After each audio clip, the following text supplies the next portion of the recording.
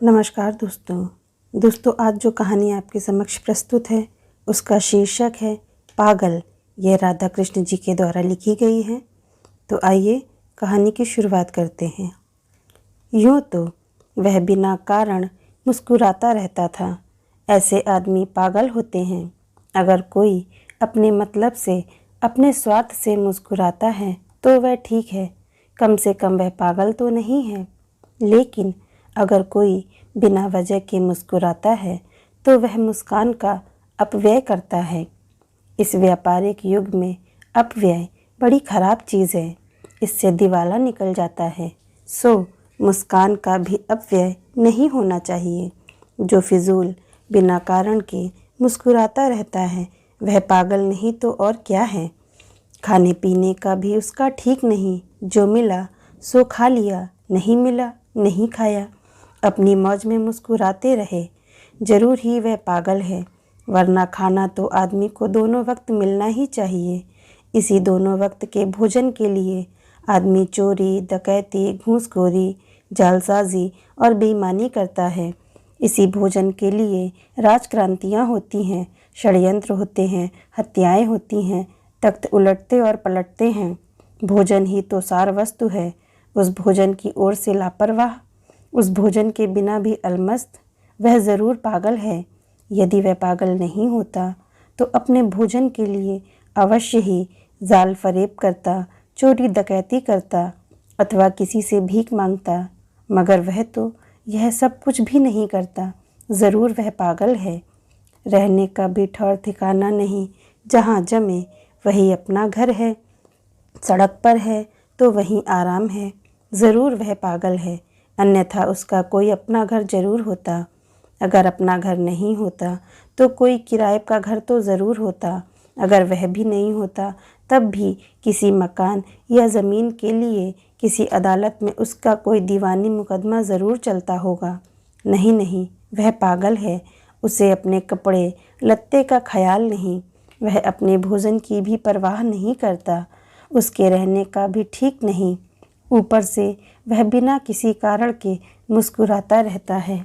उसके पास भीख मांगने की झोली तक नहीं और वह अलमस्त बना रहता है। ज़रूर वह पागल है। ऐसे पागल से कौन बोले? मैं भी नहीं बोलता। उसके पास तो अपनी कोई कामना नहीं, फिर वह दूसरों के काम में दिलचस्पी क्यों लेगा? जिसके पास अपना स्वार्थ नहीं, उससे दूसरे किसी का स्वार्थ कुछ भी नहीं सधेगा। वह फिजूल है। समाज और सामाजिक चेतना के लिए वह पागल है। पागल से नहीं बोलना चाहिए। मैं शाम सवेरे, दिन दोपहर, आते जाते उसे बराबर देखता हूँ। वह बराबर मुस्कुराता रहता है, बराबर हंसता रहता है। मैं उससे बोलता ही नहीं। वह पागल बराबर मेरे मोहल्ले में चक्कर काटता था, मेरे ही मोहल्ले में रहता था। घर तो उसका था ही नहीं, अपना पड़ोसी भी उसे कैसे कहूँ, मगर वह मेरे ही मोहल्ले में रहता था। सन 1946 की बात है। संप्रदाय और मजहब आपस में टकराने लगे। मुझे मालूम नहीं कि भगवान और अल्लाह ताला कभी लड़ते होंगे। खुदा बंदा करीम और श्री रामचंद्र आपस में छुरेबाजी करते होंगे, लेकिन हिंदू और मुसलमान तो ज़रूर लड़ने लगे। सारा देश इस वातावरण में लीन हो गया। फिर हमारा ही नगर क्यों चुप रहे? क्या हो गया कि हिंदुओं ने माँ का दूध नहीं पिया है? क्या मुसलमानों के पास इस्लाम की आन नहीं? अल्लाह अकबर, बजरंग बली की जय। लो, दोनों ओर ठन गई। खचाखच छुरियाँ चलने लगी। बीच बीच में बंदूकों से फायर होने लगे। फटाफट तमाम घरों के सभी दरवाजे बंद हो गए। सारे शहर में सन्नाटा छा गया। बस कभी दूर से हर हर महादेव की आवाज़ आती या फिर अंतर्नाद का स्वर सुनाई देता। सड़कों पर लहू के धब्बे थे और निरीह की लोथ थी। ओह, कैसा बुरा वक्त था। मगर वह पागल तब भी घूम रहा था, तब भी हंस रहा था। मैंने अपने मकान की खिड़की को खोलकर देखा। वह भागते हुए लोगों को देखकर हंस रहा था, मुर्दा पड़ी हुई लाशों को देखकर हंस रहा था। आज पहली बार मुझे उस पागल पर ममता आई। डर लगा कि कहीं कोई उसे मार न डाले। मैंने खिड़की बंद की, जल्दी जल्दी नीचे उतरा।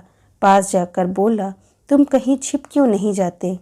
वह मुस्कुराता रहा, मेरी ओर देखता रहा। मैंने कहा, देखते नहीं, चारों ओर मार काट मची हुई है। उसने मुस्कुरा कर कहा, हाँ, मार काट मची हुई है, सब पागल हो गए हैं। वह ऐसा वक्त था कि आदमी या तो हिंदू था या मुसलमान था, इसके सिवा वह कुछ भी नहीं था। इसके सिवा वह कुछ हो भी नहीं सकता था। मेरे मन में एक संदेह ने सिर उठाया। मैंने उससे पूछा, तुम हिंदुओं की ओर हो या मुसलमानों की तरफ? उसने हंसते हुए कहा, क्या तुमने मुझे भी पागल समझ लिया है? मैं किसी की तरफ क्यों रहूं? मैं पागल नहीं हूं। और वह मुझे लक्ष्य करके हंसा, फिर गली की ओर मुड़कर चल दिया। जाते जाते वह बड़बड़ा रहा था कि लोग पागल हो गए हैं, कि मुझे पागल समझ रहे हैं। कमबख्तों, मैं तुम लोगों की तरह पागल नहीं हूँ। धन्यवाद दोस्तों, आपको अगर यह कहानी अच्छी लगी है तो वीडियो को लाइक कर दें, चैनल को सब्सक्राइब कर दें और साथ ही साथ बेल आइकन को दबाना ना भूलें।